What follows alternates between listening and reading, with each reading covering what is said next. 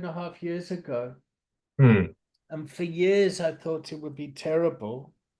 And when it's kind of happened, I'm kind of surprised in a way of how resourceful I am. And I don't feel guilty about it or anything. I feel Yeah, quite respectful about it. Um,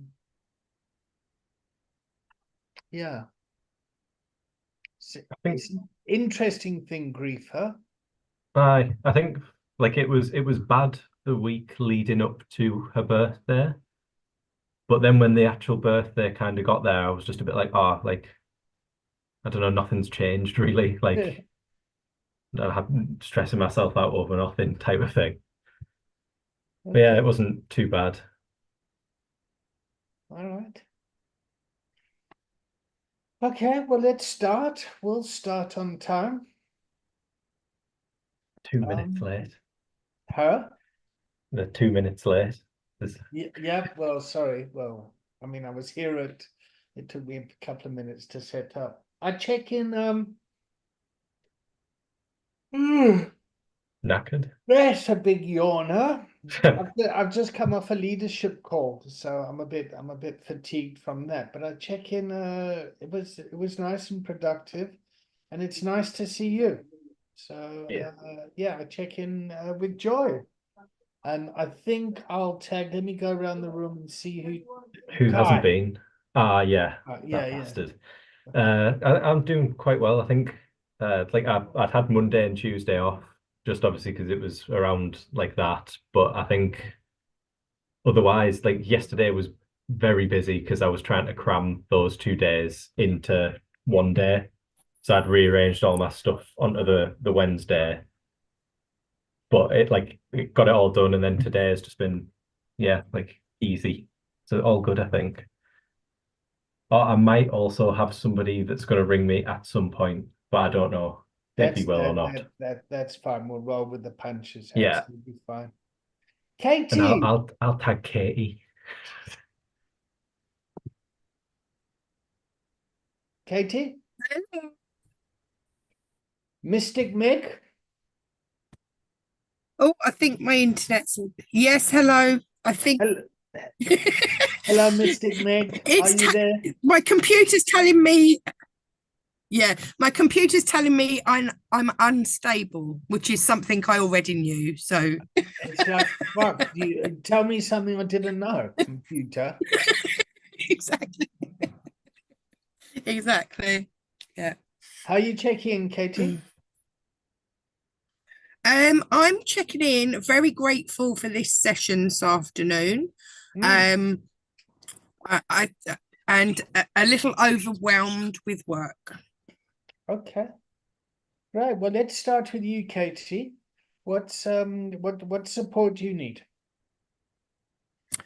Um, I don't know is the honest answer to that. I think Wonderful. what I need to do, what what I need is to take a step back and stop going headlong into things. I'm doing that, passionate about doing stuff and forging ahead when I need to slow it down a little bit.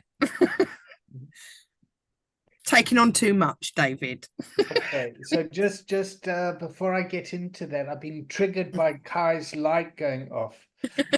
I, I'm attending a program to get some additional support for myself, and in this group, yeah, I was thinking about you last night, Kai. Every half an hour, this light goes out, and one of the group members has to stand up, walk to the end of the room, flick the switch on and off, come back. It's like it's very disruptive. All of a sudden, you're sitting in group, and then the lights go ooh, dunk. I've had it before. Sometimes I have like one-to-ones in here, and the last time I had one, obviously we were just sat at like the little desks that we were just sat at. It just went all off, and I was like, "Oh, it's all right, mate," and just like sort of continue on with it. And you just didn't question it. And I was like, "Ah, yeah, it's good." That's professionalism. Do you know what I mean? It's yeah. Anyway, All right, so Katie, let's give you so first of all, this is systemic wellness practitioner, and this is about how we can use coaching to help you in your role in your organizations. And we've gone a little bit further, Kai, is we're going to start developing the recovery wellness program here as well. Yeah, so we've got a because the purpose of this is for people to learn about coaching and then to use coaching as a skill set to help develop the culture within the organization, that the organization then can deliver on what it's meant to be doing. So, for example, Daisy, who's from Raw, is in the role of, I think her job title's lead fundraiser. Yeah. And she was going to a conference today and she was apologizing for missing this. And I said, well, you're not really missing something if you can use coaching as a skill set when you engage in your role out there as a fundraiser. Does that make sense? Yeah. So it's not about like, oh, I don't need to do this because I don't coach people on the front line.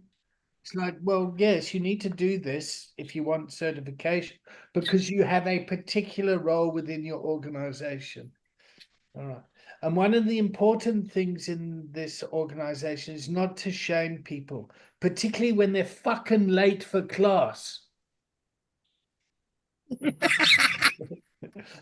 I'm joking. Charlie said he was going to be late. Charlie, you want to check in, right?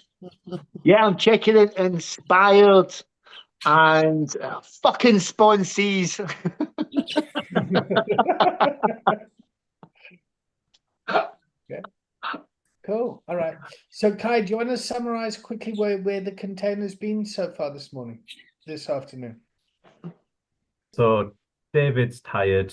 I'm doing mint, and Katie wants to step back from work a bit. And how are you, Charlie? I'm really good, thanks. Feeling inspired from my last container. Pissed off because I've got 2 sponsees that I've had to let go. And I had 2 relapses happening last night. So it's all kicking off. But I'm okay, guys. Thanks very much, brother. Cool. All right, Katie. So let's yeah, and I don't know if support's the right word, but let's just hear what it's like in your world at the moment. Okay. So my role is so, what's the word? It's not very well defined, you know, that wear many hats. There's not really a job description. So my primary purpose on a personal level is looking after the volunteers and making sure they're okay. You know, that is the most important thing, and that they're doing what they need to be doing and everything's okay. However, because of the emerging organization, you know, starting to think about becoming on our own, there's an awful lot of governance around that everyone else seems to be ignoring at the moment. And so I'm very much, because I've just done a volunteer management course to sort of help me with that. I feel very much the pressure for that is on me. And I'm taking on things because, you know, we want to be a reputable organization. You know, there's certain things that really should be done. And it's kind of getting ignored. And I'm like, oh, but we need to do this. So then I'm taking it upon myself to do it. And then I'm like getting to the point where I'm like, fuck it, I don't even want to do it now. Do you know what I mean? It's a lot. It's a lot. Hi, do you want to coach?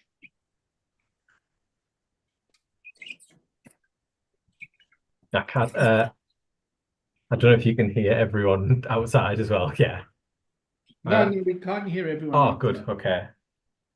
So with that, what do you sort of think the primary issue is with it, like in terms of like where do you want to start with it, basically? Great question, Kai. I think I need clarity. So maybe what I need to do is get that clarity. Mm.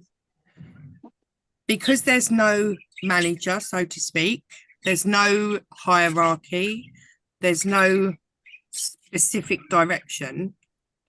I'm only one of two employees. So I need clarity around that, around what I need to do. But I do recognise that my ego's playing a part here, because I'm doing the like, well, this needs to be done. No other fucker's doing it. I'll do it. I'll do it. Yeah. And then I'm overwhelming myself with that. Yeah. So is it sort of that role clarity is what you're trying to seek clarification on? Yeah, I think That's a so. yes, no, that's a yes, no question, Kai, which is fine. Just So bring I am some awareness wondering to it. if it is that role clarification. Okay, so when you're wondering, it's your agenda. I'm tempting to immerse, though. That's what I'm trying to. How do I phrase this in the? Could you clarify? If Yes, I could. That's another yes, no question. so, how would you seek clarity? Wonderful. Got Wonderful. there eventually. Wonderful. How would you seek clarity? What does clarity look like? Have you ever had clarity in the past? That's a yes no question. Whoops, sorry, I got it wrong.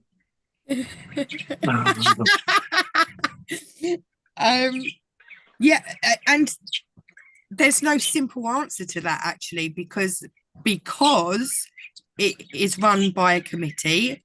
As I say, there's no clear managerial role, so it's very difficult to get clarity. You know, I did speak to someone about it today because I'm trying to be proactive and do what I need to do, and it was just, well, you know, do what you need to do with the volunteers and take the rest as it comes.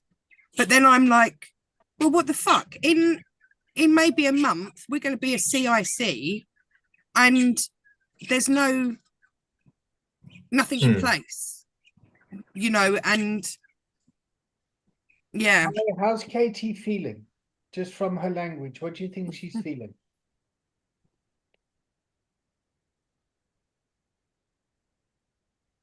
Kai? Oh, it was me. I think it's Charlie. So there's that, obviously, that like frustration seems to be the sort of main thing I'm drawing out of it. Frustration is a type of anger. The gift of anger is boundaries. Wonderful. You check how you know this stuff. Okay. So Katie's wanting boundaries. It's like, what the fuck does that do here? Wanting structure, boundaries, clarity. Great. And the anger is going to be the energy that's going to create that. Okay. On a side note here, this fucking environment's always chaotic. It's always murky. You're never going to get this sort of stuff. It's always going to be all over the place and complex. But anyway, let's carry on down with that fantasy that, like, if we just got the right process in place, we'd all live happily ever after. Fuck, that's yeah. Kai, you're doing brilliant. Keep going, mate. Panicking now. I love your authenticity. That's great, Kai, as well. I think I'm just not used to it in like a formal setting where I'm a bit like, yes, well, Yeah. you know. But I think so. Obviously, there you've got kind of your solution of you sort of sought clarity from the committee already, but that doesn't sound like it's been too helpful. So then what do you need to do in terms of for yourself? So you've already sort of went through it in the kind of like structured way of I'll ask the committee, that hasn't proven too helpful. They've kind of just shot it back at you, deal with the volunteers and then everything else on top. So then what do you need to do for yourself? That's Question. What do you and that's it, you know, and that is actually it. That is the crux of it.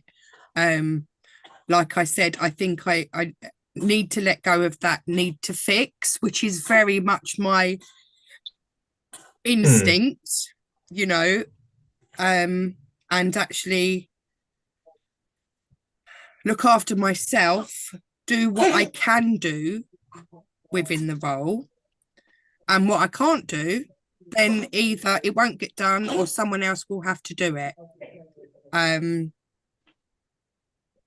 It's difficult, isn't it? Because when you're passionate about something and you want it to be right, but I understand and I recognize this week I felt very stressed around it. And I'm, you know, at 10 o'clock at night, I'm thinking, oh, maybe I could do this, maybe I can do that. And I know how unhealthy that is. Yeah. So, yeah, you're right. It's, you know, I've got to look after myself so that I'm able to function and do my role properly, you know, whatever that role fucking is. Oh, yeah. I think Yes. that's sort of like it's touched on it a bit, but it's so like what sort of options do you have if you can narrow it down into sort of a couple of tangible options? Okay, so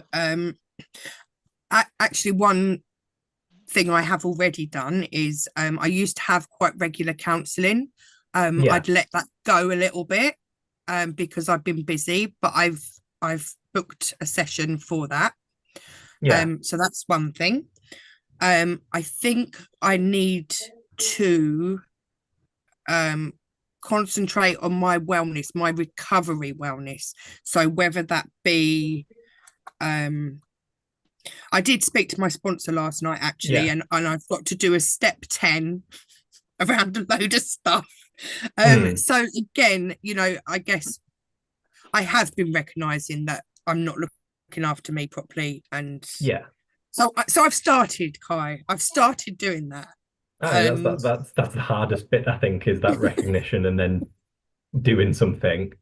Yeah. At least for me, I find that's, you know, you find that recognition, but so you've sort of got that, but what does the sort of what the steps you need to take for that to get to that sort of wellness, what do they look like for you specifically?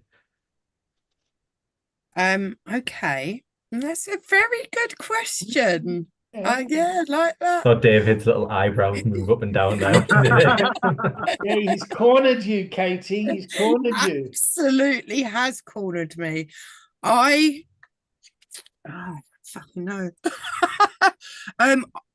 What I think it's I okay need not to to know stop. as well. It's just that Yeah. sort of, yeah. Sorry, I interrupted. No, it's fine. It's fine. I'm kind of processing it out loud. You know, I think taking it back to basics for me actually is a really good function. You know, I have my particular things that I do for recovery, morning Yeah. and night. You know, I have a routine. But having a little bit of a weird love-hate relationship with AA at the moment. But I know the good it does for me when I do the grassroots back to basics. Yeah. So doing the daily actions, making sure I'm connected, making sure I'm doing the things within that I need to do. So actually, that's what I need to do.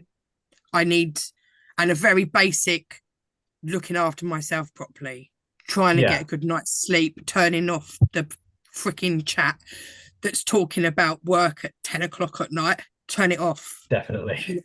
You know, so yeah, I think back to basics. That's the way forward. Yeah, so that sort of like self-care and that routine of just kind of maybe sounds like you've strayed a bit from it recently, and that's kind of where you feel like you need to pick yourself back up again. Yes, absolutely. Yeah. Do you think there's going to be any barriers to that? only my own self-will.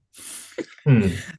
My and if I'm honest, you know, as I say, I've got a little bit of resentments around AA stuff at the moment, but I need to let go of that, because that's not actually my recovery. That's just about the thing in general, rather than Yeah. my own personal experience.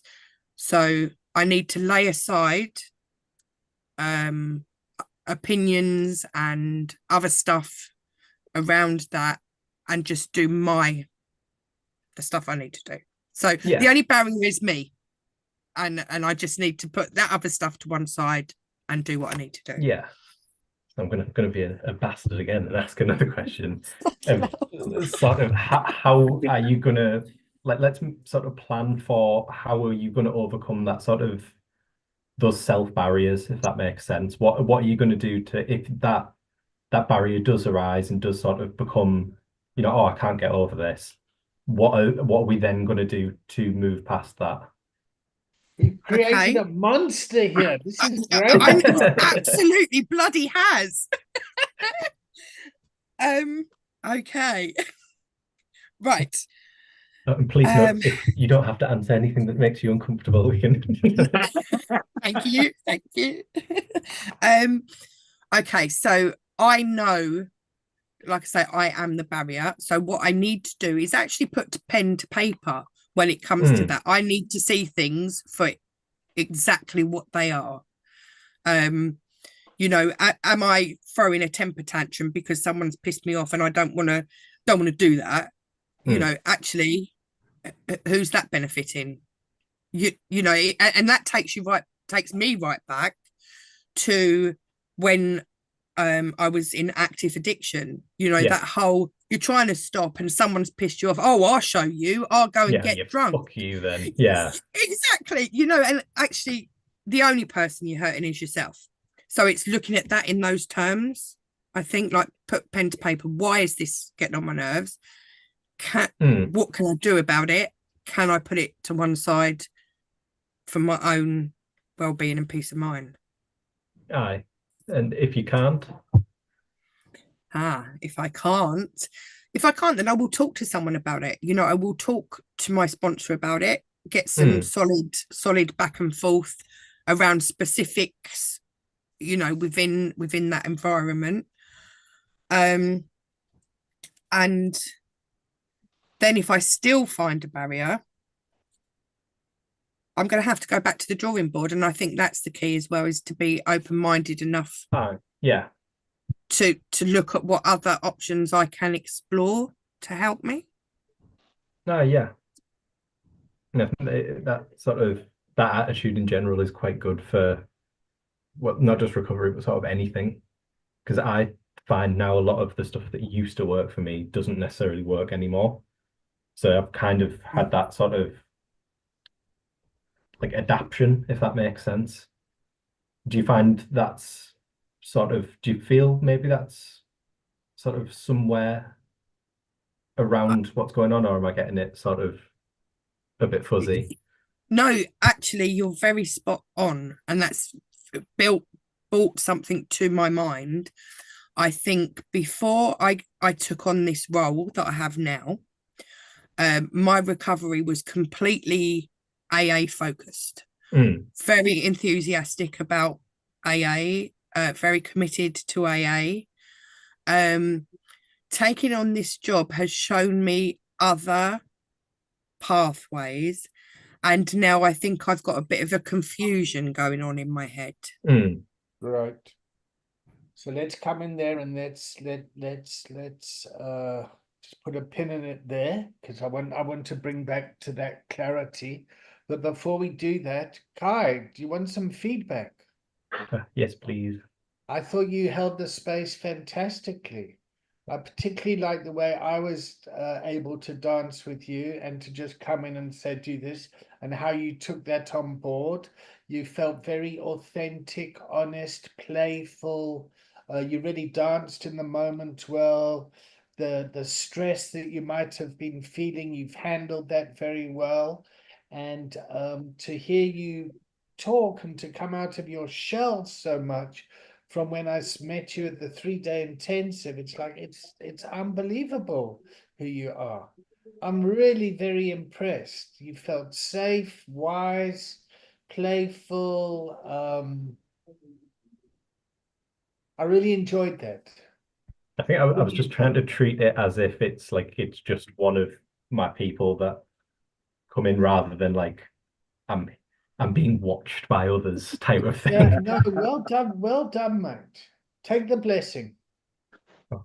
Charlie, do you want to add anything? No, it was my mother just my watching. Apologies, I was a wee bit. I'm dealing with some AA and stuff in the background, so I never really picked up anything at the start of what Katie was saying. But I did feel some frustration, and she was talking about awareness and stuff. But I thought, Kai, I was like, oh, and then just as you said that, I was like, we've created a monster here. It was like kind of like checkmate, wasn't it? I mean, you're not coming out. Yeah, Well done, We Kai. will take action. that was good. Katie, do you want to give Kai some feedback? And then we'll go. Yeah. I thought that was fantastic. It really was. You know, you was not letting me off the hook. I could have, you know, been quite fuzzy about what I was planning to do, where you actually pinned me down, but it felt comfortable. It wasn't like, oh shit, he's coming at me. What am I going to do? It was you made me feel comfortable enough, and you made me think. You know, and I think that's, you know, he was very authentic about it. It was great. Yeah, Thank yeah. you. He kind of fucked you up while he was holding your hand. You got fucked up. You got Kai fucked up. Okay. Kai, what was it like for you? It wasn't bad at all. It's just sort of trying to get like it's what I do when I have people in, is just try and figure out that that immersion of, so what's like, I don't exist anymore. Fucking this is just, I don't like just Katie now. And it's like just trying to get into that, and then also focusing on making sure my agenda doesn't pop through. Because I quite like to tell stuff that relates. So for example, I might say, oh, this was the case for me, might not be for you. Do you know, to kind of seek that clarity of, oh, is this like a similar experience I had? And then through that, but it's making sure that what I then did, like what I did or what I think should do, doesn't poke through. So that's great, Kai. So that's mentorship, which is a different role. So coaching, you know, 10% about a topic. Mentorship, you know, 50% about the topic. So this is what I did when I was in the situation. What are you going to do about it? So that's kind of what you're referring to. And then consultancy is where you know about everything. You just give people lots of different options, and then they decide what they should do. Yeah. Yeah. Great stuff. Great stuff. Okay. So let's I just want to go back to the AA thing. Yeah. And two things I discovered last night through ChatGPT. Yeah. AA and the disease model came out of the 50s and 60s. Yeah. And then the biopsychosocial model came out in the 70s. And the treatment world, like the needle exchange, what they call changing lives, or who'd you work? The Forward Trust.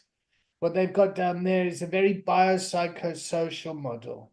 Yeah, so the disease model came first, and the AA has spread out of that, and because of that, there's a great institution there filled with a whole lot of challenges.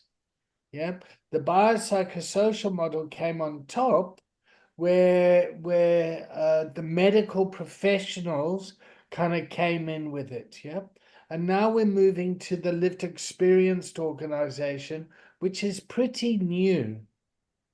You know, it's like, oh, how can you so that's kind of where we're at. So Katie, I'm not surprised being a 12-stepper coming into this program, your thinking and thoughts are challenged. Yeah. And Charlie will be able to resonate with you because it was the same with him. He was a very staunch 12-stepper, started to feel frustrated with it, questioning stuff, and yeah, me personally, I've gone back to meetings recently. Yeah, just because yeah, I've gone back to them, finding them supportive.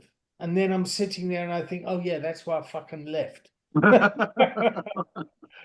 there's that as well. So I just want to put this out here in the, yeah, do you go to 12-step recovery of some sort, Kai? No, so I tried too early in my recovery, but it just wasn't like for me at all. I just You didn't like the tried whole. too early. No, so in sort of my early recovery when I was actually starting to try make some changes and start trying to do something, I did try it, but I don't know if I didn't like it because it was early in recovery and I was still like a bit wishy-washy of what I was doing. But I think certain aspects of it, like higher power, I don't have a higher power. I don't think I Okay. ever will. Okay, so you're someone in recovery that hasn't gone the AA route. Yeah. Fantastic. What even more gold. So Katie, here's some evidence of an alternative path. Yeah. And for me personally, I've always looked at an alternative path so I could go off and use successfully. And that's something I need to be aware of, you know. Yeah, all right, let's have a discussion. Yeah, I think that you've hit the nail on the head with that. You know, that whole looking for an easier, softer option that's drummed into you when you start AA. You know, if I'm falling out of love with it, am I then looking for something that's not gonna, I don't know the right word, but exactly that, you know, in the early days. Easier, softer way, hey Katie. Oh, you're not taking recovery seriously. Yeah. Oh, you're getting Yeah. complacent, eh? Yeah. Yeah. Oh, you know what they say, eh? Oh, you want to relate? Ooh, don't know Yeah. about that. Hey, fuck Yeah. no. Yeah, exactly. Yeah. Yeah, so that's how it is for me. As I say, there's a lot of conflict in That's okay. That's it's Mm. good. It's good. I used to be one of those Nazis due to Been my ignorance. Due to my ignorance. A little bit of knowledge, yep, and passion combined with naivety can create a lot of problems.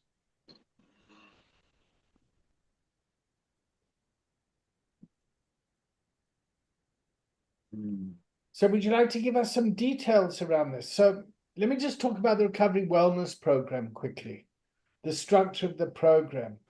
The foundation is spiritual principles. And the reason we've put spiritual principles in there is because of the 12-step stuff.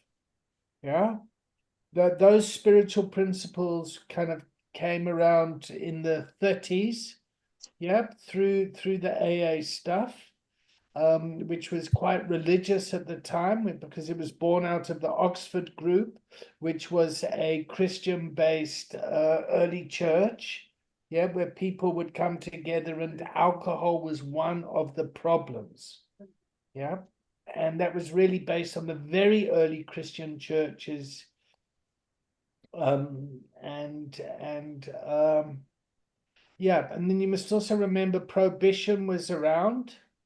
Yep, so there was additional shame and stigma because you're a criminal if you drink. Yep, and then you've got the kind of the end of the depression. Yep, so there would be like no money for treatment or anything. Yep, and that environment, because it kind of worked with some twists and turns, then became the disease model. Yeah. When actually the disease model was started to be kind of used back in the 1700s, because the medical profession said, let's rather not view alcoholism as a spiritual condition, but something physical, because there's dependence, there's withdrawal, there's some physical things that happen to the body. So if you drink too much, you become physically sick. Yeah. So that's kind of where that started. Yeah.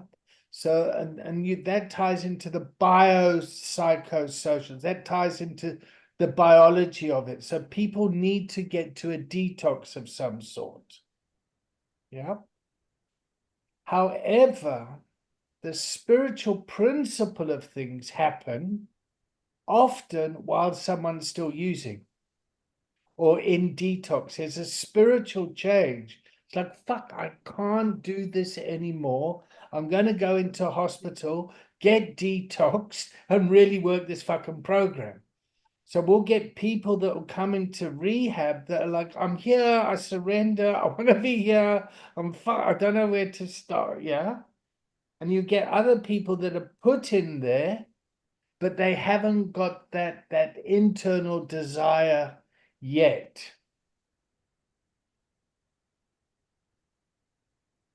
Okay. Then the next part of it is the brain and the mind, our thinking, our beliefs, like, oh, once you're an alcoholic, you're always an alcoholic, or you're sick, you've got this disease for the rest of your life, or whatever it is, yeah? And each person is different and unique.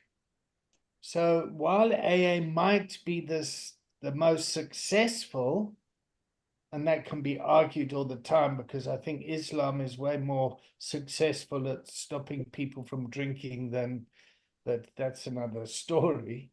Where am I going with this? Well, what I'm going, where I'm going to with this is the stigma of it all. Because there's still like people in that don't follow 12-step recovery can be stigmatized by people in 12-step recovery. Yeah.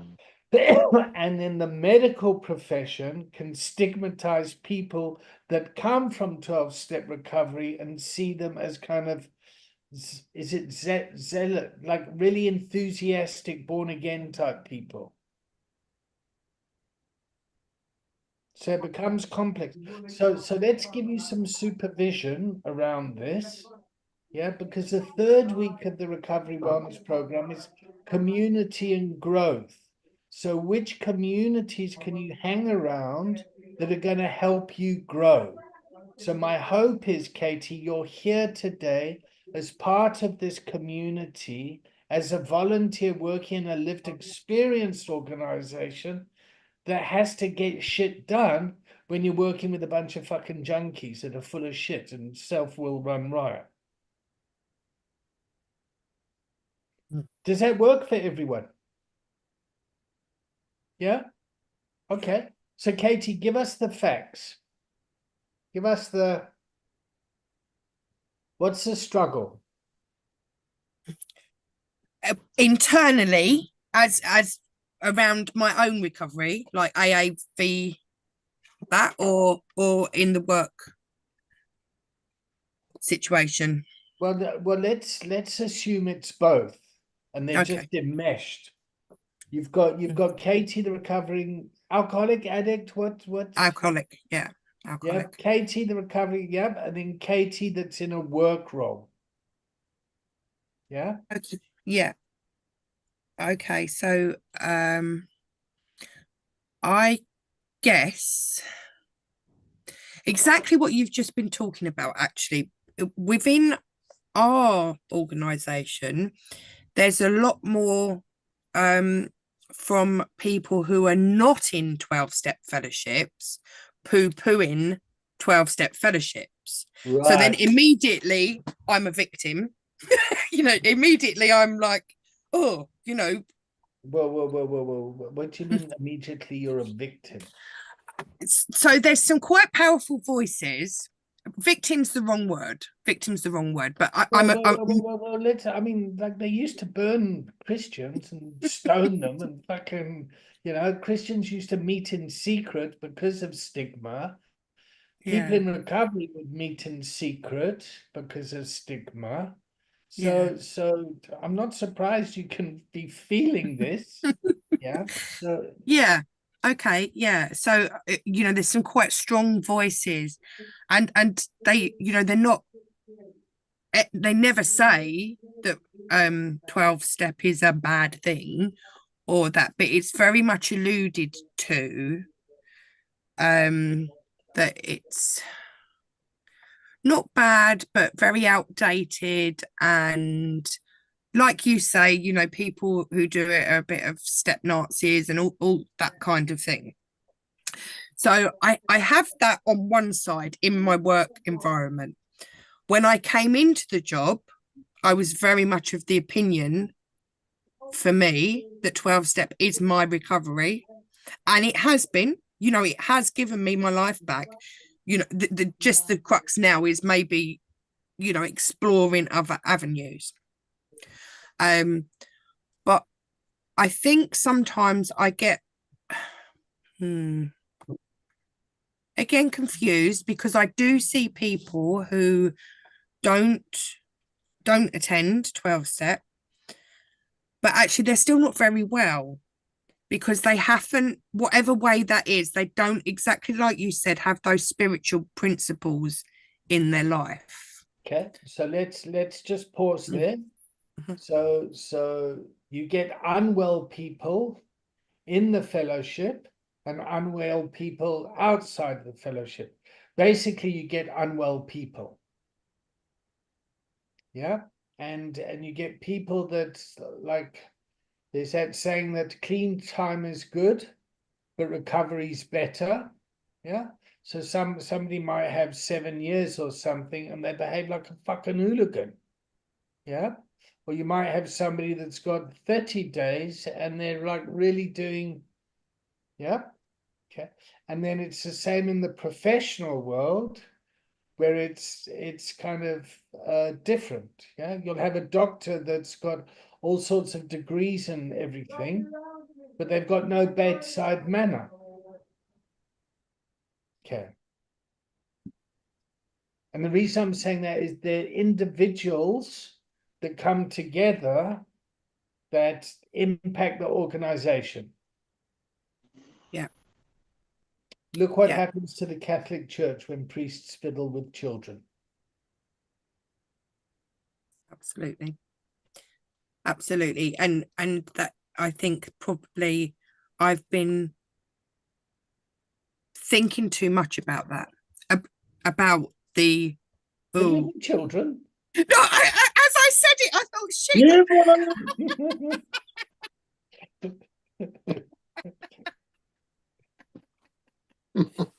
That might be the issue to focus on. yeah, probably we should discuss that if that's the case. Yeah, I think, I've been focusing too much on the whole whatever versus whatever instead of seeing it as a whole. And I need to do that. What do you need? I need someone to come and tell me exactly what I should do to enhance my recovery. I feel that I'm at a turning point. Great. Okay. All right. So I'm going to rephrase that is, how can we support you as your horizon broadens and your thinking expands?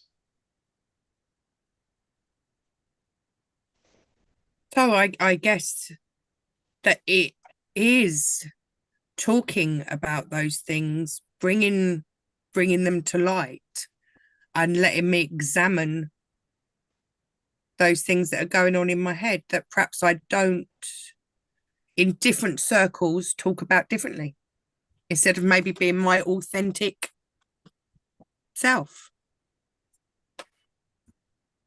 Have you heard that saying, don't throw pearls of wisdom to swines? Yes, I have. My sponsor told me that very early in recovery. Have you not heard it, Charlie? No, never heard it. Okay, it's from the New Testament. Basically, Jesus was saying, don't take my fucking wisdom and just try and convince idiots. You know when to move on. Mm. And I swear when I talk about Jesus and the Bible, because I know how it can trigger people.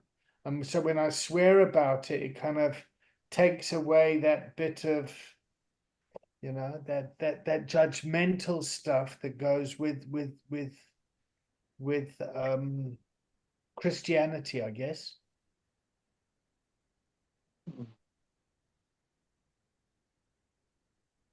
Okay, keep going, Katie.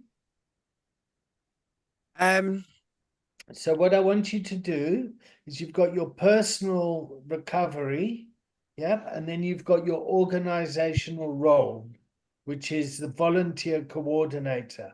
So how is this impacting this?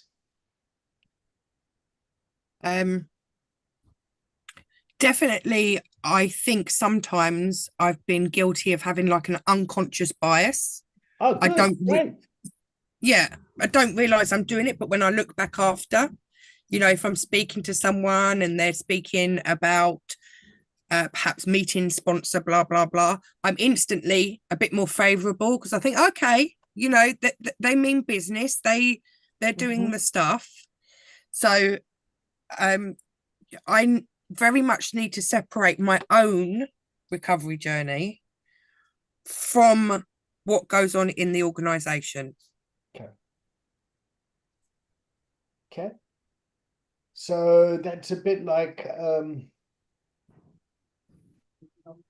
when the patient goes into our clinic and the nurse is a Christian and they start to pray for the patient because they believe that Jesus saves.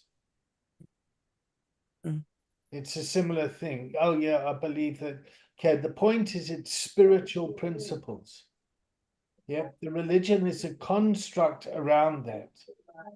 Yep. So when AA says, "Oh, we're not religious, we're spiritual," we talk about a higher power. It's like, fuck off. Of course you're religious. You mention God all the time. You've got all the prayers that mention God. Just own the fact that it's a spiritual program that kind of comes from a Judeo-Christian environment.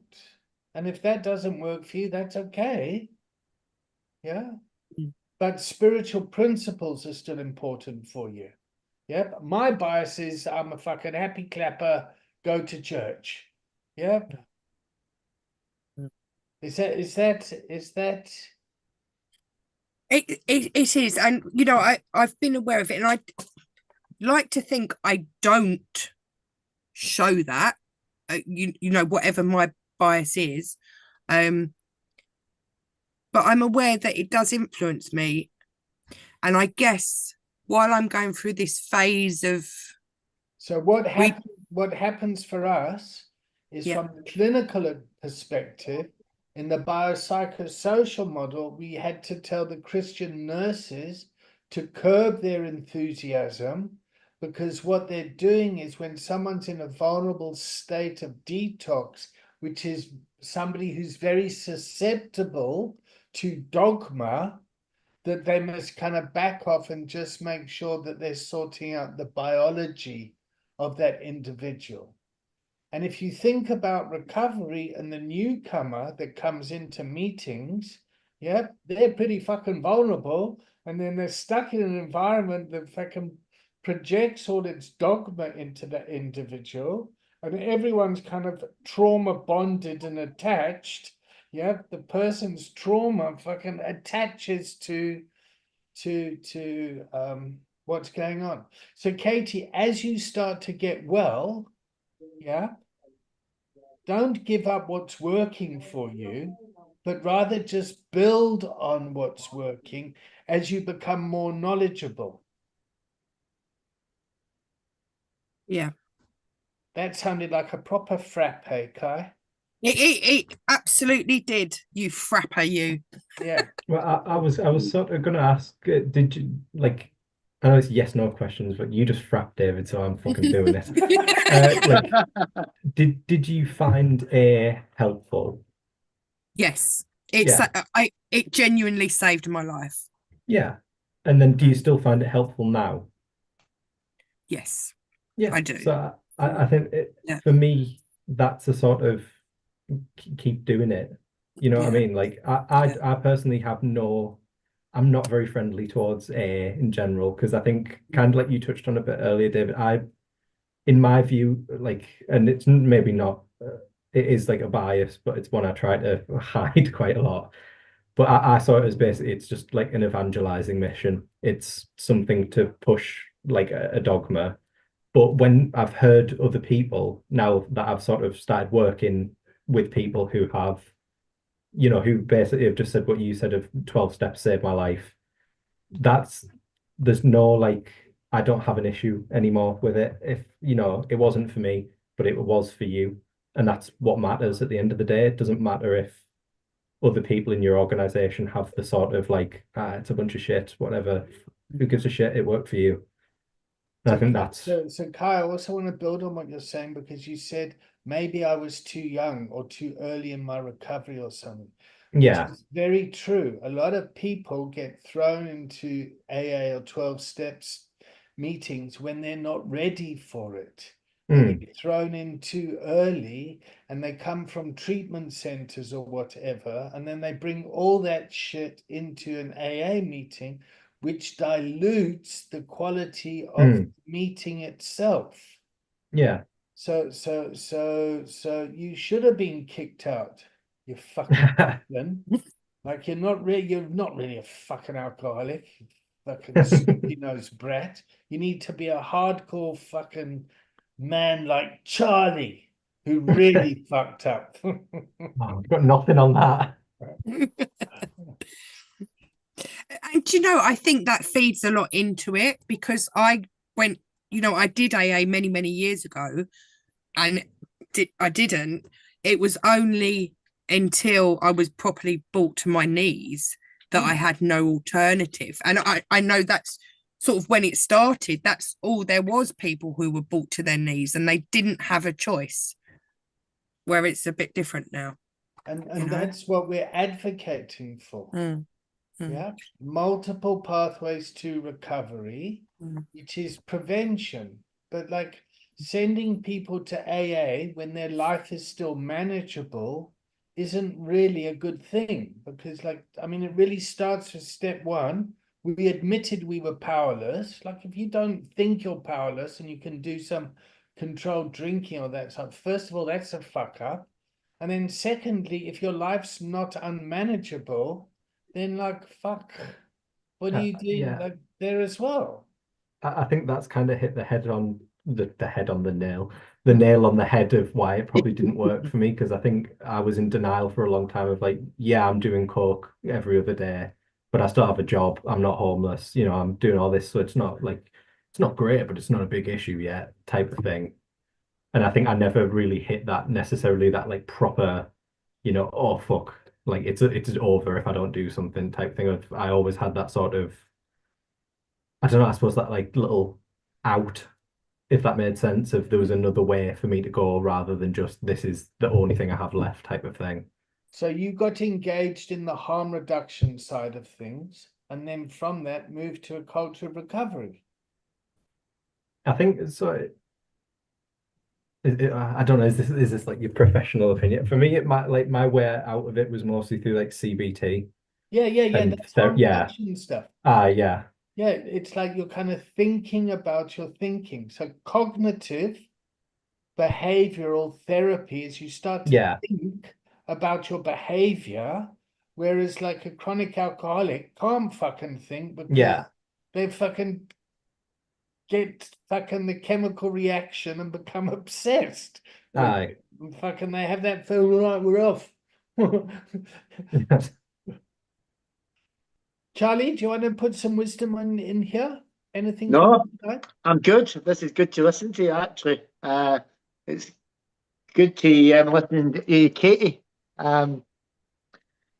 Being from AA myself, it's just nice to listen to where my Katie's at. You know, I'm going through my own battles in AA at the moment, because I'm experiencing my multiple paths to recovery. So I've really had to cut back in what I was doing, really ground myself in what I do like to do and what I was actually just doing to please others. I've had to let go a few sponsees. Because Boundaries. I realised that my boundaries were my sponsees were stepping over my boundaries, and I was basically people pleasing. So I've had to really reel when they were that in. stepping over your boundaries, which boundaries? Boundaries, the boundaries that I was asking them to do stuff and they weren't doing it. Simple as that. And I was going, okay, that's fine. Okay. So Um, so the thing with sponsoring people, is when you sponsor someone, the exchange is a spiritual exchange. So I'll work with you, I'll work you through the steps yeah, so that you can, practice these principles in all your affairs. Yep. And if Charlie's kind of become aware of like people pleasing, that's no longer a spiritual principle. That's a fucking dysfunctional behavior. And the way you work out that behavior as being dysfunctional is the feeling of anger and resentment that you get, that you start to feel it in your gut. It's like, oh fuck, this isn't yeah, right. So that's usually when you've stepped out of your scope of practice, which would be a kind of clinical term for it, but when you've stepped out of the role of being a sponsor. And like, fuck, I completely, like, Jesus, Charlie, I'm the same.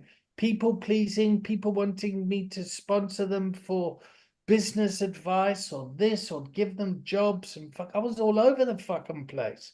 I didn't know a fucking boundary if somebody hit I me. feel, I feel as if I'd swapped fear for fear. That's what I feel as if I did. I swapped one fear for another fear. And because I've joined this community, man, I can realise that even now, and I can step out of that fear and say, do you know what? AA is okay, and it's kept me safe. It's kept me well up to where it's kept me safe and kept me well. But I am now at a stage in my development and self-discovery and everything else where I feel that I can step not away from AA. I could step away from AA today and feel comfortable. But I choose to stay there because I've chosen to go to a couple of meetings I like. But I feel that because now I've came across multiple paths, that I feel a lot more easier now that I can step out of AA now. I don't have that fear that, oh no, if I step out of there, what are people going to think of me? If I step there, am I going to relapse? I don't have that man now. I don't have that now because I feel safe from where I am. And I don't have that fear as much. I still have a level of people pleasing, that I still want people to like me, obviously. But I feel that in my development at the moment that I can recognise it and I can pick and choose now what path I want to go down instead of just having the one path. Because I only had one path and that was AA, but now I've got multiple paths, and I feel so I can bring both of them into the equation and I can use both because I think with this community and AA, they align each other so well. Even with the online stuff, I'm going through that. I recognise the spiritual principles in that when I was reading it, and so I'm really happy where I am. I'm happy where I'm at now. I'm happy where I'm at now. I wasn't happy where I was a couple of weeks ago, or whatever, but I'm happy here. And Charlie, I just wanted to this is a discussion about yes, we've got us and our stuff bubbling in, but for the clients that come, yeah. So multiple pathways of recovery for the people that we're working with, which is difficult when we're working systemically, because everyone's got a fucking opinion. Mm. Okay, let's take a 7-minute break. Does that work for you, Kai? Yep. Katie, see you in 7 minutes, yeah? I'm gonna run across the road and buy Yes, chocolate. thank you. It's perfect timing. I need to wee. Yeah, don't tell Charlie though. I like to watch.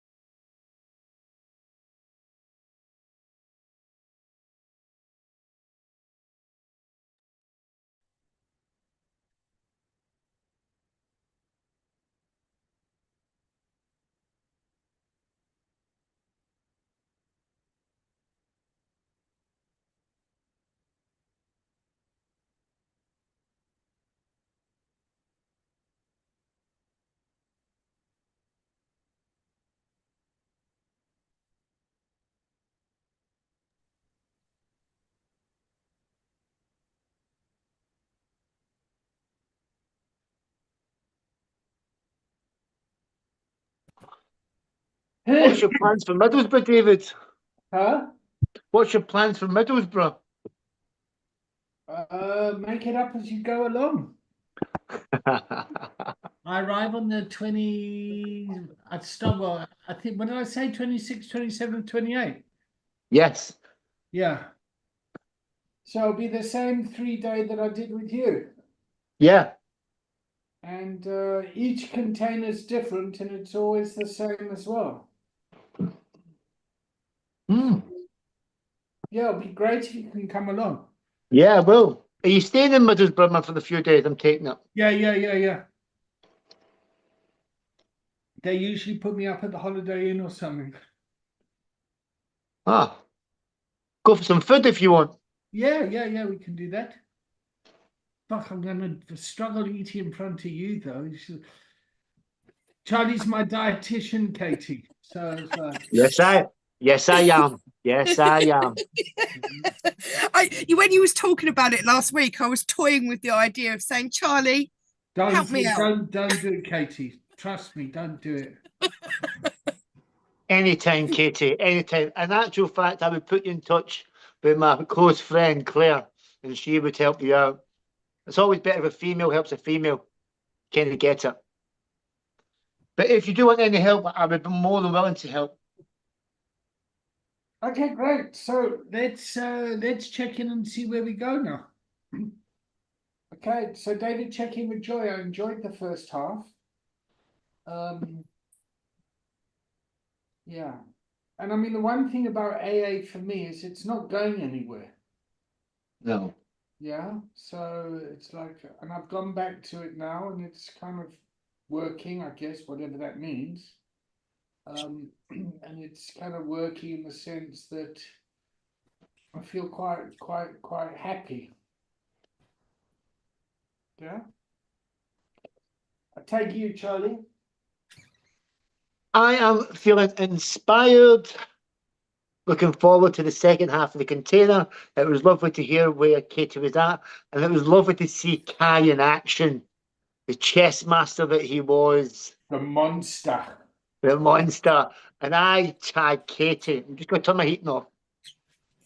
Thank you. I'm feeling really super grateful for this container. Not only is it helping me to be able to help others, it's hugely beneficial for me, being able to say the things that I can say without judgment, or just being free, just being free to speak freely. So massively grateful. It was a really interesting first half. And yeah, Kai, you're a monster, but it's great. And I tag you, Kai. Yeah, I think basically just sort of echoing the same stuff. I did enjoy the first sort of half of it. It was quite like a good little discussion, I think. And yeah, looking forward to the Well, further. I just want to say, I just want to say, Katie, we are judge. We do make judgments. However, we're not judgmental in a shaming way. We actually listen, we make our judgments, and then we don't shame people about it. Like, so we're not judgmental. What do you mean you don't like AA? What's wrong with you? There's a big difference, huh? Okay. Right, so I'm not going near Kai the monster. You'll fucking do me out of a job.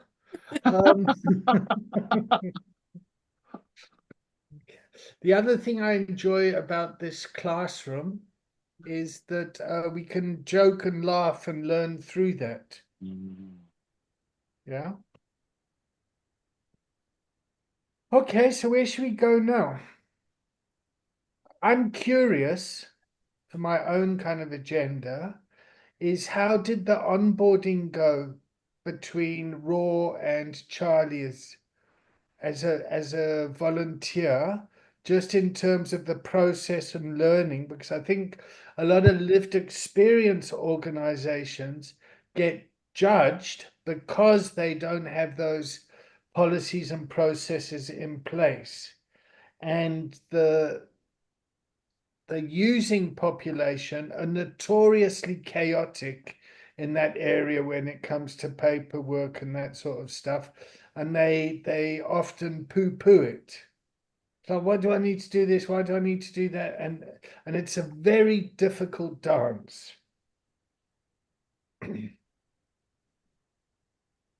So Yeah, you're so, both okay to talk we about interviewed Charlie. who's we? Yeah, I am. No, Myself and James, who you would have met on the 3-day.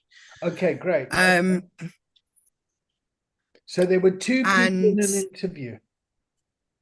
yeah, So it's not like, oh, here's my mate, let me come in on, but yeah, there's two people Yeah. to make a call. Great. yeah. And we interviewed Charlie. We made introductions for him and James, and they had a little chat. And then we asked a series of questions, which are fairly informal but gauging. You know, it's very much gauging where people are at and what they want. Charlie absolutely smashed it, as I knew he would. You know, he knew everything that we was talking about, and it was actually, you know, it was quite a nice space about what we do and about what Charlie can bring.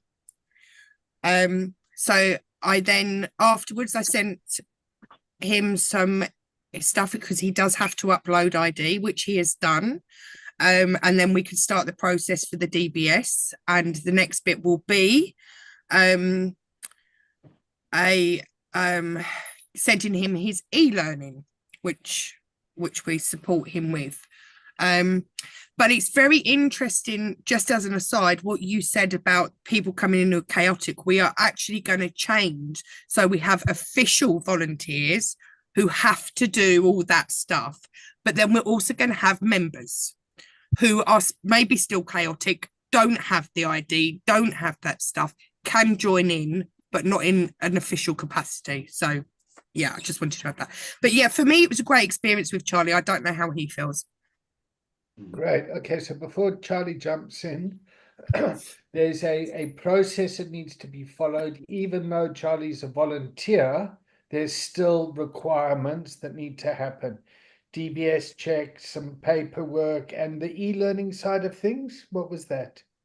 Yeah, there's 3 mandatory modules he has to do, which is safeguarding, health and safety, and GDPR. What's GDPR? Data protection. Yeah, because people, you know, it still applies even in the volunteer sector, that you know you have to do that. And and who holds the volunteer sector accountable?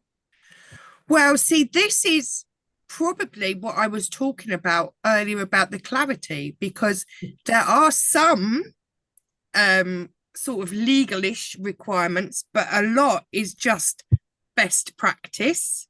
Okay, so it's a difference between best practice. So for example, the 12-step stuff is anonymous, so you don't know who's there, you don't know who's sponsoring who, you don't know any of that sort of stuff. So there's none of that sort of governance in place. And while the fellowship does a lot of good work, there's a lot of people that can be impacted by that. Yeah. So again, there are 2 organizations that we as coaches looking at recovery capital need to be aware of the pitfalls and the assets of both of both. Does that make sense? Yeah. Yeah. Okay, keep going. So it's not as if you're putting your organization at risk, Katie, but you want to operate professionally and best practice. Yes, I mean, because nobody's can come and close you down. Exactly. And you know, these sort of organizations are led by reputation. You know, we don't want to bring the reputation of the organization into disrepute, because then it won't be able to do the good that potentially it can do. Mm-hmm. Well, you can see at Kai's organization, somebody's just stolen the telly. And the lights and the electricity. And the lights and the electricity.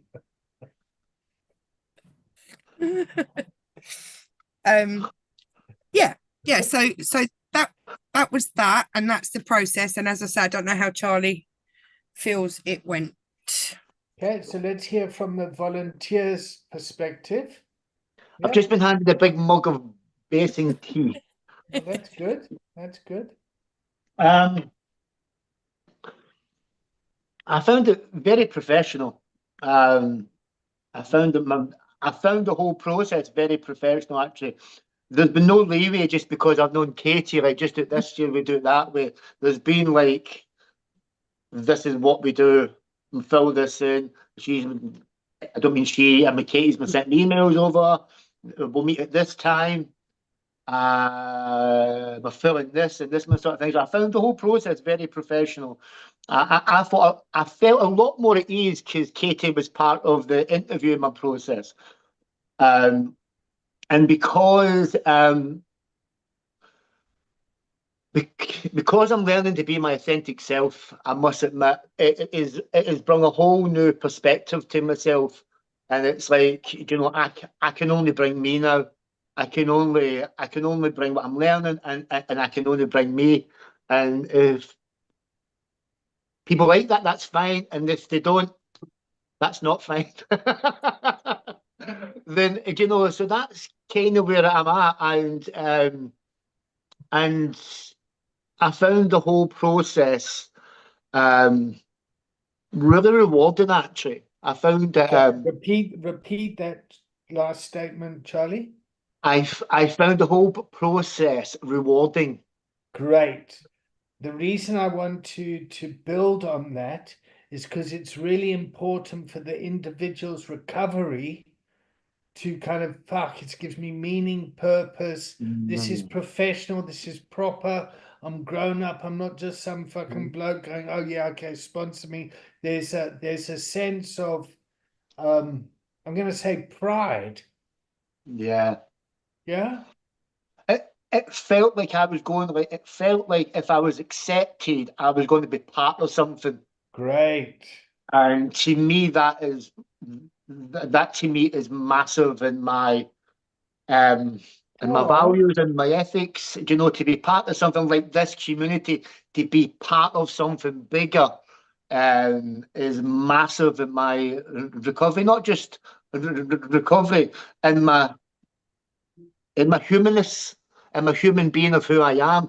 I feel intrinsically to be part of something that's bigger than myself is the direction that I want. That's the direction in the journey that I feel I'm led on. So being in the interview, that's what it felt like. It felt like purpose and meaning, and I could bring myself. And even though it was a very professional interview, but I felt like Katie and James gave me the space to talk. And there was a wee voice in my head going, "You're talking far too much. Shut the fuck up. Shut the fuck up." And you know, it was like, I was like, "Oh man, I'm going on here. I'm going on." And I went, "No, just talk." So it was actually lovely to be given that space to talk openly and freely about who I was, where I've come from, and what my background was as well. Instead of trying to hide that background, I was able to, like, this is my background, which is a whole different, because I've hidden my whole background for years. So yeah, yeah. And I think, I mean, James said, I mean, something that was really, I think he said, can I ask you a really personal question? And I'm like, oh fuck, what's he going to ask? And he's like, I'm going to ask you a really personal question. I'm like, fuck, he said it twice. I'm like, and he's like, once you do, I mean, your coaching hours, how much are you going to cost us? And I was like, nothing, absolutely nothing. It's me that's getting, it's me that's getting. You know, and I was like, just have me.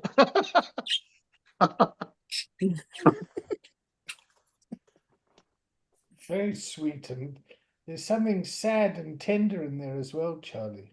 Mm. Yeah.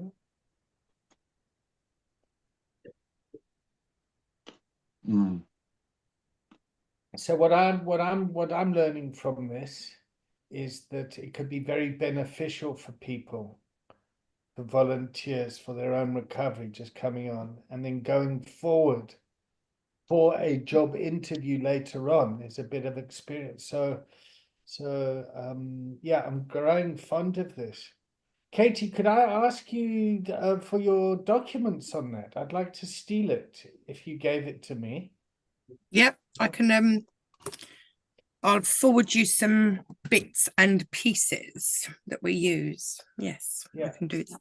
So I'd like to then just kind of stick it on our platform and then brand it, just so that yeah, we could go through maybe a similar thing with the students once they're certified, so that yeah, they got that sort of stuff in place. Mhm. Great, Yeah, Katie. of course. Thank you. Okay. Hi, what's your wisdom here, Mr. Monster? I don't know if I have too much sort of wisdom on this one, but I think I agree with what Charlie was saying of that sort of finding that fulfillment in doing something, like if that makes sense. Because I think even after I sort of got well, type of thing, I was still a bit like I'd be working in other jobs where I'd be a bit like, well, fucking I hate this shit. Like, you know, what was the fucking point if this is just you know, I'm spending the rest of my life making some other guy loads of money and some of it drops on my head, that type of thing. And I think, especially with the sort of hide in the background, I remember once, probably not very well, but in a interview for a teaching position, which is kind of what I wanted to do before. They asked me like, "Oh, what was the hardest thing in your life?" And I was like, "Oh, like cocaine addiction." And immediately, yeah. So before that, they were like, "Oh, this guy." I think they were going like, "This guy looks pretty fucking good. Like he's answering all these questions. He knows his shit. He knows like the curriculum. He knows the topic. Man, he's doing fucking well." And I mentioned that, and they were like the two people interviewing were like, "Okay, that's all right. That's interesting." Like that type of thing. But I think when I did the interview here, for I like example, cocaine and kiddie porn. literally, but it was that just fucking. And then when I did it here, it was weird being asked like about it directly rather than, you know, what lived experience do you have type of thing rather than You're having a to cocaine fucking addict, skirt around it. Yeah, fantastic. exactly. Oh, you And call I did it, him he's a boys. crackhead. But it was I definitely got it from that of where it was like, oh, I've found something now in my life where it pays me enough where I can not starve to death. So there's that, like those basic like needs sorted, if that makes sense. And then it's also something that on the other side I actually enjoy and feel like genuinely motivated to do. So it's like I really resonated with that sort of side of it. Right. Silence. Huh? Awkward silence, my favorite one. No, not really.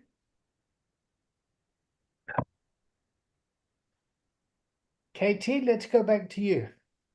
Mhm. Yeah, Okay. being the national coordinator for the UK. Yeah. What's the difference between being the national coordinator for Kent and then the UK? More people. Well, yeah, more people, but the process would be the same. Yes. Yes, Yeah. the process would be exactly the same. So it takes as Because much work to raise £1 million as it does £100 million. Yeah, it's just that you're able to scale it. Would you, as an individual, be able to process and interview that sort, but you've got the policy and procedure in place, Mm. the best practice. Mm. Yeah. So how are you feeling now, Katie, about volunteering in this organization and your role? Yeah, I'm feeling much better about it than when I came in. And actually, what it has also done is taken me back to the basics of why I want to do it, because my concern is, as I've said before, is for the volunteers. And actually, other people deal with the shit they go out and do, and the activities and the things they're starting up. Actually, all I need to worry about and who I need to nurture and support are the volunteers, and their journey is the important thing to me, not what they're going out and doing for other people.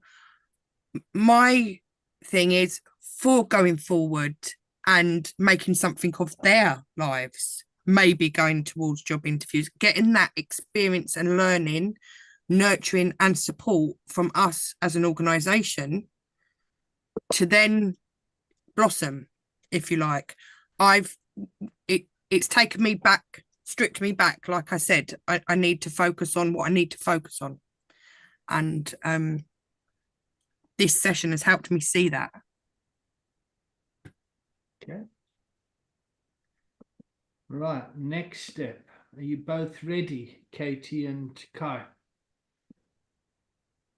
I Yeah. want to add you to our platform. Are you okay with that? Think Yes, of what course. does this entail? Well, we've got a friend in Uganda who's a fan of the mafia. So if you don't fucking join the family, you'll get a visit from Bruno. The least threatening name, Bruno. My name is Bruno and I'm from Uganda. Okay, stick your email addresses in the chat.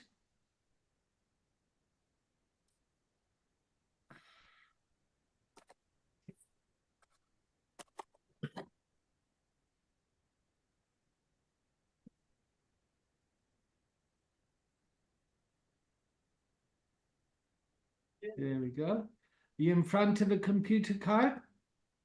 Yes. Okay.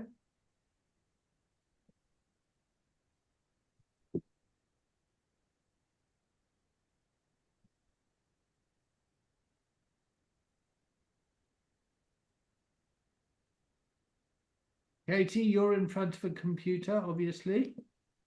Yes. Okay. Right. I'm not going to give you a personal message, but I'm inviting you both on the inside of our organization.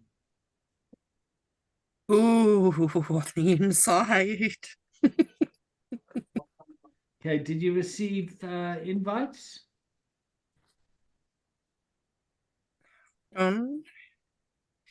Yes, it's just come through. Yeah. Okay.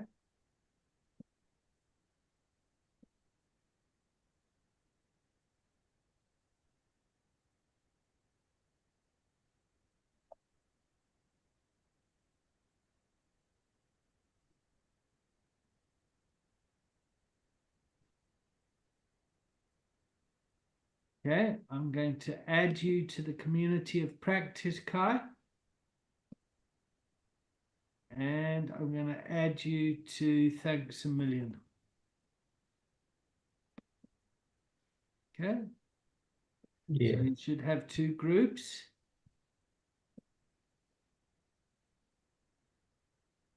Mm. Where are you, Katie? I've clicked it. I've clicked the join. Seems to be taking its time. Sorry. All right.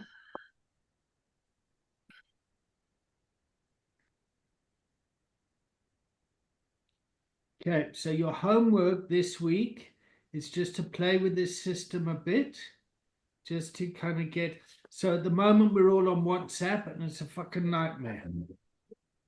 Yeah, it's not great. So we're building a community here of people that are on the same page and everything, so we can scale this up. Yep, so Kai's with Recovery Connections, Katie's with Raw, and Charlie's with World Domination Coaching. Yes, I am. WDC.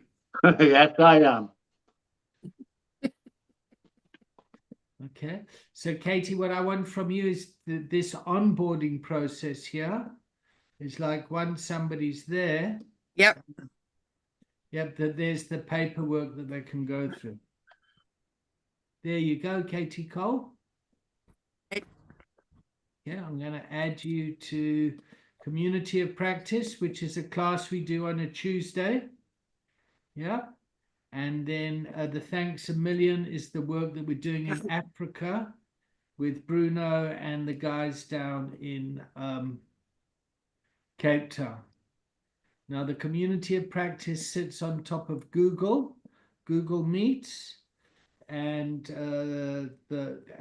we're using Zoom here. Okay. So have a play with that. If you've got any problems, speak to Charlie. But yeah, look at this. Can you see this video? Yes, you know. What is the RWP? The Recovery Wellness Coaching Program is an adult education, peer support, and systemic coaching program that has been. I made that with AI this morning. It's Did fascinating. you have thought that?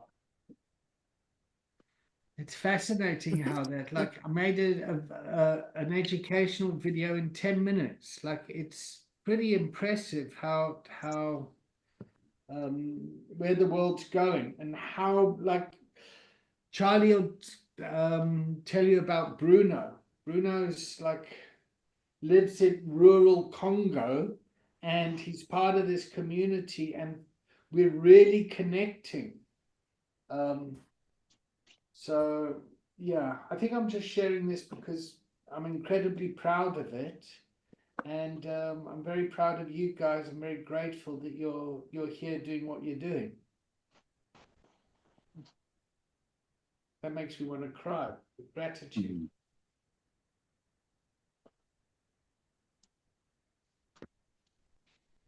Yeah, very grateful. Okay, so we got 24 minutes left. Where should we take the container?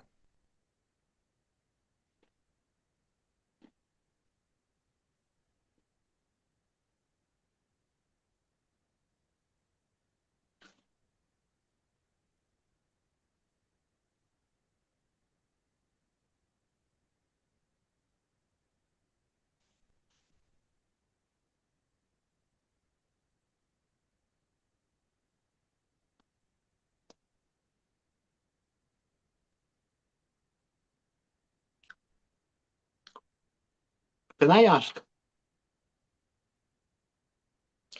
Does anybody here care for anyone else outside? Can you hear me? No?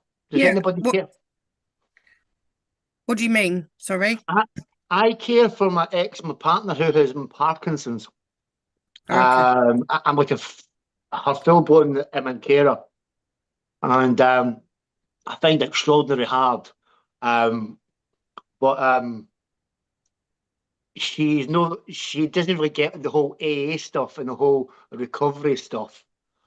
So trying to speak to her, man, about this, she sees I'm getting well, or she knows that, man, I'm well. But trying to explain to her about AA and recovery and God is like trying to get blood out of a stone. Like, you know, it's so difficult. And I don't know if it's because I'm just so close to her that I get really agitated, man, with her for not getting it. And I don't know if anybody else has anything on that. I don't care for anyone, but I get very agitated. I lost my dad last year. My mum's quite lonely. She relies on me a lot. I speak to her daily. And I get agitated that she doesn't get it. But she does, and what I need to remind myself is she doesn't have to get it. She doesn't need to get it. You know, but I know what you're saying. It's like when you have a kind of close relationship with someone, you want to be able to have a frank exchange and talk about the things that are important to you. And when they're not there and they don't get it, it's difficult, isn't it? It's because, like, what the fuck are we going to talk about then? You know, you don't get my stuff. Yeah, it's difficult. I can relate in a little way to that. It's the barriers, isn't it? I find it's the barriers and the conversation that I find difficult. I find difficult that she still watches the TV constantly. You know, and I know that's just a small thing, but she watches TV constantly. And I try and talk to her about this. It's just like in there and out there. And I find it difficult because I feel as if I'm kind of moving away from her, especially with the conversations and stuff. But I'm still torn because I promised I'm going to look after her for the rest of her life. So it's very, you know, it's very difficult. I find it very, very difficult. And in certain parts of the day, I find that really, really difficult, that conversation. And trying to converse with her about what I'm doing, but she's so interested in the TV, you know. But yeah, I just wanted to bring that to the container, just see if anybody did any. Do you have support with that, Charlie? It's, you know, being a full-time carer for someone is a massive, just wondering if you have support around that. She refuses any support because I will come back and forth and do it all. So she refuses that. The question was, do you have support? Or do I have support? Yeah, well, I have now found my support, which was AA, and now here as well. I find. I'm glad you say that, Charlie, because we are here to support you.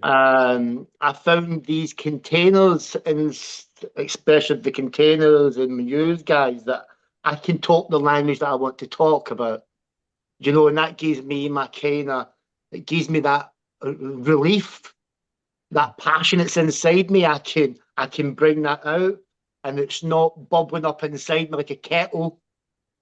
They're just kettling, just steaming away. So I can come here and I go, you know, and we can talk the language of recovery.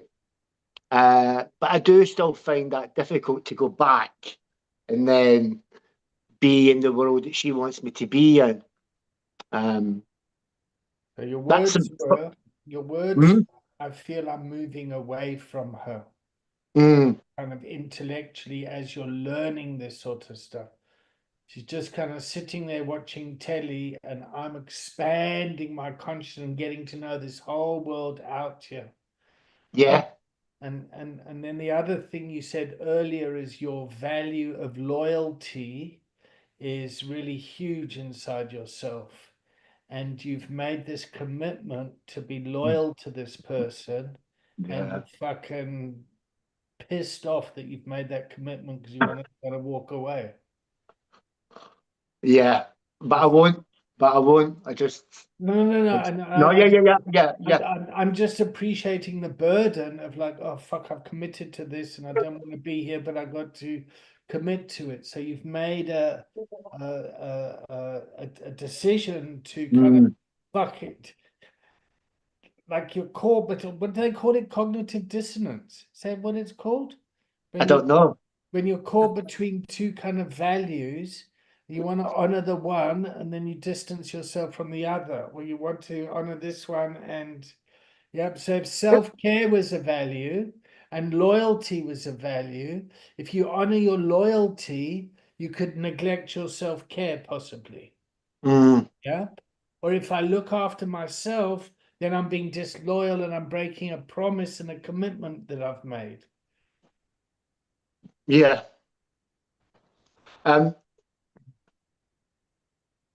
Because I try and live this, especially like during the morning and stuff, I try and live this spiritual, holistic life in the beach and whatever else. You know, that's the world that I'm moving in.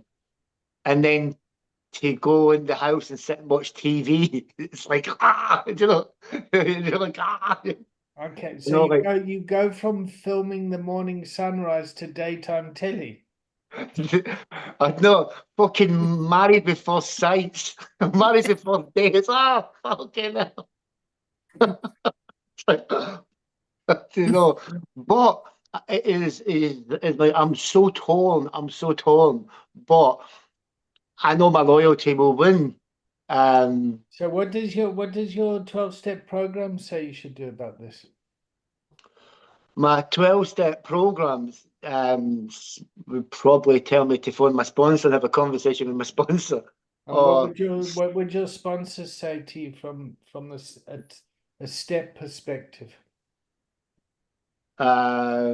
Maybe go back and do a step 4 on it and Well, get to the you bottom. don't need to know that you're resentful. You know that already. Probably take it to God would be the next thing then. Okay, Take great. it to God. Okay, And and which defect of character would you take to God? Which shortcoming? anger. So anger's the emotion, but what's the shortcoming with it? What's a shortcoming? What's a shortcoming? So step 6 is entirely ready to have God remove our defects of character. Yeah. 7 is humbly ask him to remove our Shortcoming. shortcomings. So would it be pride? Would pride be in the way? So pride, possibly, yeah. Pride, wrath is anger. Yep. Envy, I don't know, maybe a bit of lust. I'm lusting after something, I don't know. But whatever it is, it's like, fuck, I need some like patience and tolerance here. I made a commitment to this person that I obviously care about. Yep. They're unwell and I'm fucking resentful.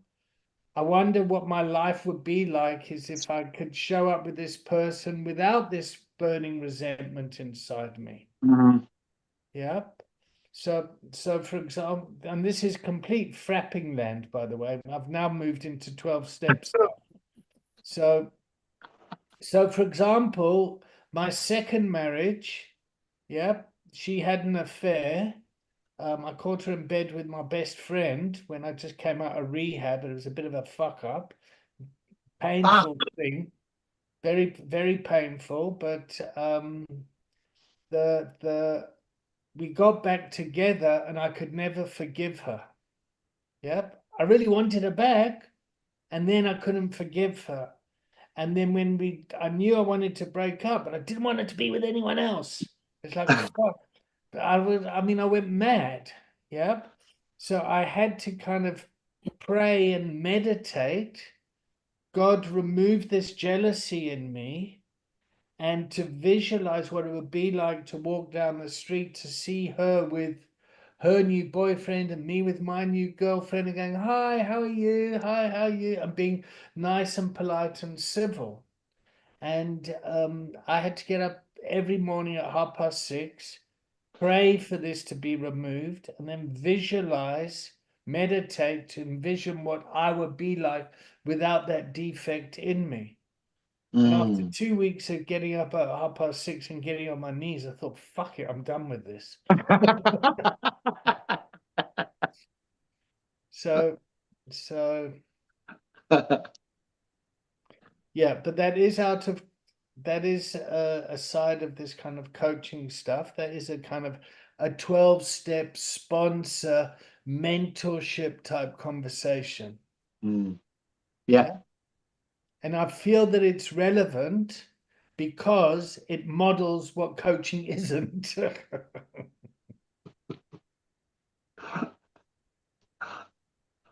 Guys, electricity's gone. Yeah, no, Kai's very upset now. He's fucking going, Jesus, Fucked. fucking, they're talking about the 12 steps stuff. Shit, I didn't want to talk about that. Just flick that light off and go sleep in the corner. Yeah. No, but I think could you not practice that sort of mindfulness as well? Again, I'm frapping as well, but like could you not practice that kind of mindfulness in the moment of, for example, like something like sitting and watching telly? Is there not a sort of a presence and something there to be sort of felt, as in, in terms of what you're actually doing, which is sort of keeping that like value of loyalty and that value of caring for others? Is there not a sort of, I know it's not like great, but I think there's a sort of beauty in that. Yeah, I think it's a really good question. That man carrying answer is no. No, we're joking. Fair enough. No. I think it's a really good question to actually spend time on with her and then sit and watching what she wants and spending that valuable time instead of thinking what I want. And, Emma would is, she want, and she would probably value that if I was sitting with her watching this TV. Could I practice mindfulness watching them on TV? I just don't know. I just find it a massive distraction. But that's back to what I want again, isn't it? And what are you being distracted from?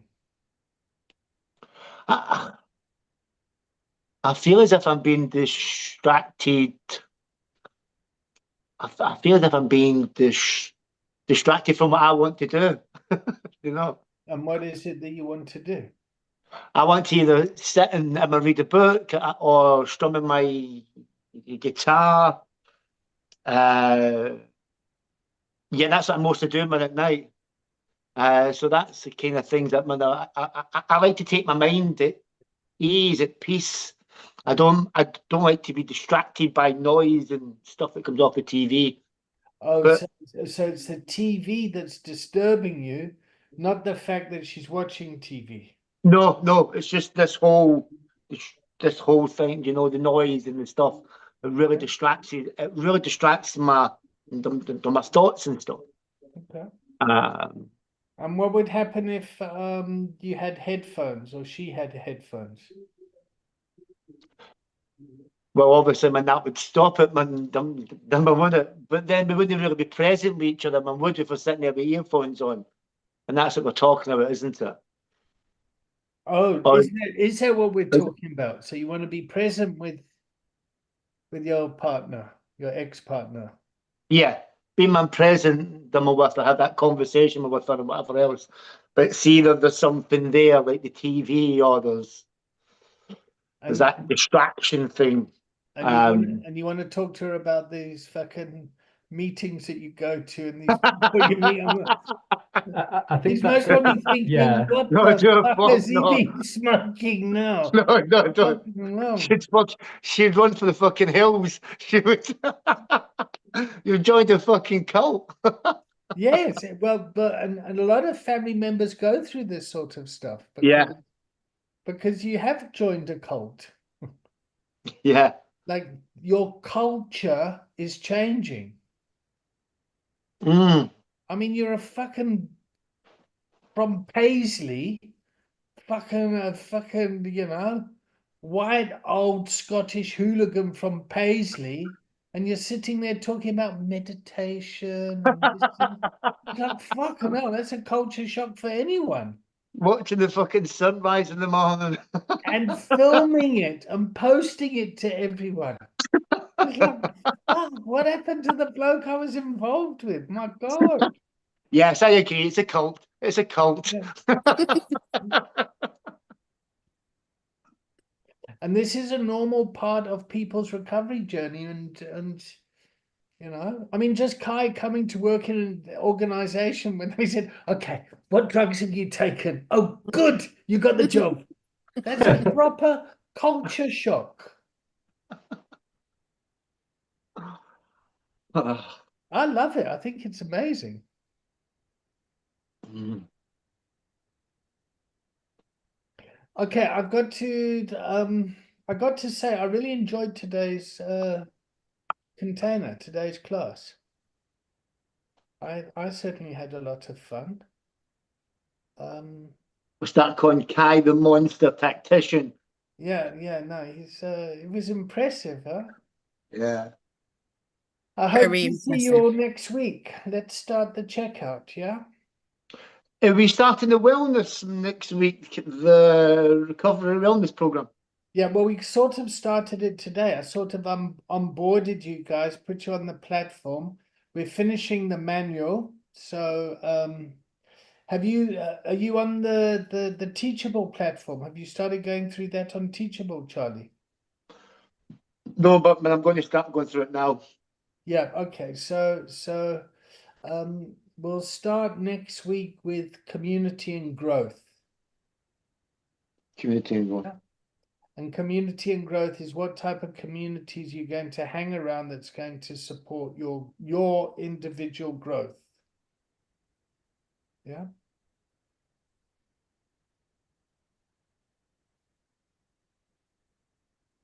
But you have started. I mean, anyone in recovery started. Oh, fuck. It's just making people conscious of that. Mm. It's like, when does coaching start with your clients? It's the minute you first talk to them. As soon as they start to get curious, as soon as they phone up the organization, hi, I'm thinking of coming in. I think I'd like to do some coaching. You're already engaging with them.